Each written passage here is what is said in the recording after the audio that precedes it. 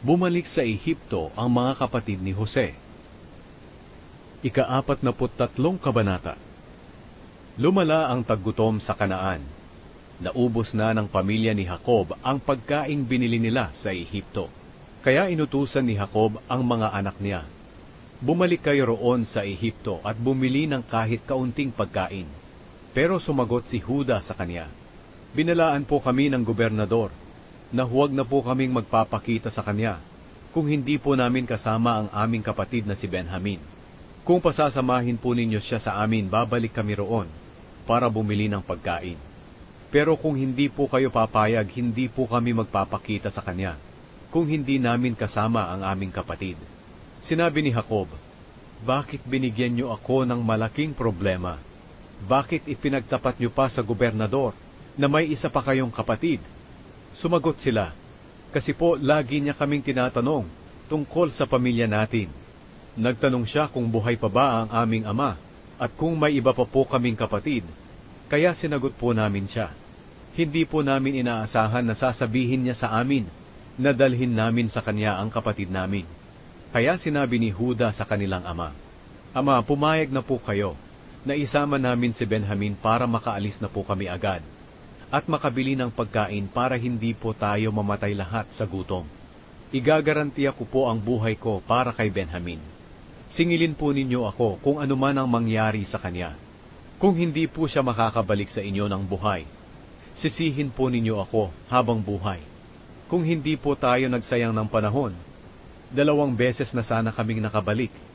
Sinabi ng kanilang ama, 'Kung ganoon, umalis na kayo. Magdala kayo sa mga sisidlan ninyo ng pinakamagandang produkto rito sa ating lugar para iregalo sa gobernador ng Ehipto, mga gamot, pulot, pampalasa, pabango, at mga bunga ng pistasyo at almendro.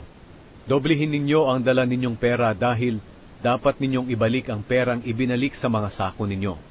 Baka nagkamali lang sila noon. Isama ninyo ang kapatid ninyong si Benjamin at bumalik kayo agad sa gobernador ng Ehipto. Naway hipuin ng makapangyarihang Diyos ang puso ng gobernador para mahabag siya sa inyo at ibalik niya sa inyo sina Simeon at Benjamin.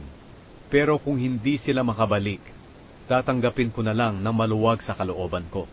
Kaya nagdala ang magkakapatid ng mga regalo at dinoble rin nila ang dala nilang pera.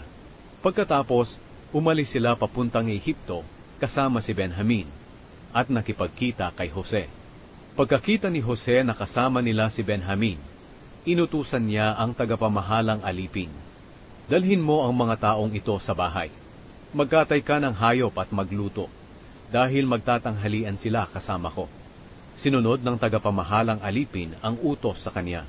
Kaya dinala niya ang magkakapatid sa bahay ni Jose.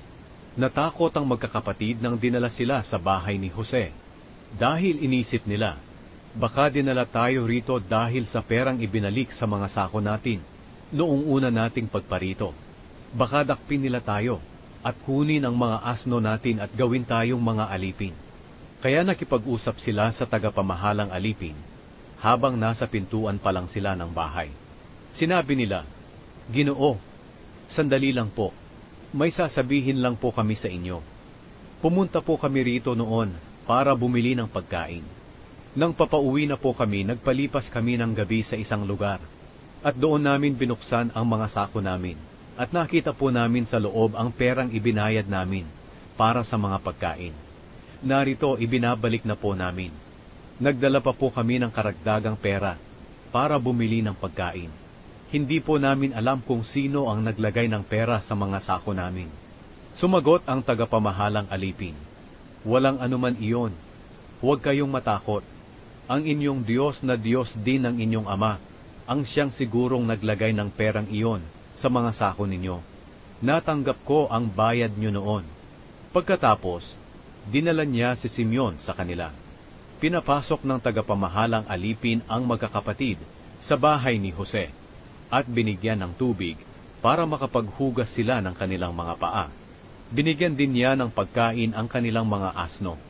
Inihanda ng magkakapatid ang mga regalo nila kay Jose habang hinihintay nila ang pag-uwi nito, sapagkat sinabihan sila na doon magtanghalian sa bahay ni Jose. Pagdating ni Jose, yumukod sila sa kaniyang harapan bilang paggalang at ibinigay nila ang kanilang mga regalo. Kinamusta sila ni Jose. Pagkatapos nagtanong din siya, "Kumusta ang ama ninyong matanda na binanggit niyo noon sa akin? Buhay pa ba siya?" Sumagot sila, "Buhay pa po si ama, at mabuti pa naman po siya." Pagkatapos, yumukod silang muli sa kanya bilang paggalang.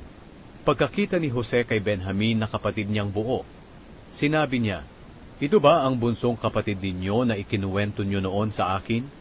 Sinabi niya agad kay Benjamin, "Naway pagpalain ka ng Diyos." Pagkatapos, mabilis na lumabas si Jose dahil naiiyak na siya sa pangungulila sa kapatid niya. Pumasok siya sa kanyang silid at doon umiyak. Pagkatapos, naghilamos siya at bumalik sa kanila na pinipigil ang kanyang nararamdaman.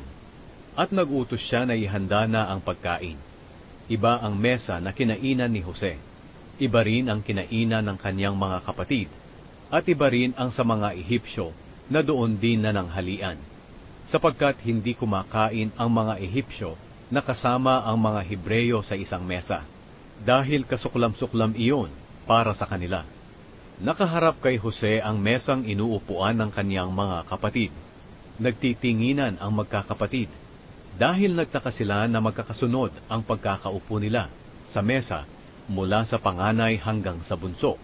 Hinainan sila ng pagkain na galing sa mesa ni Jose, pero ang ibinigay kay Benjamin na pagkain ay 5 beses ang dami kaysa sa iba.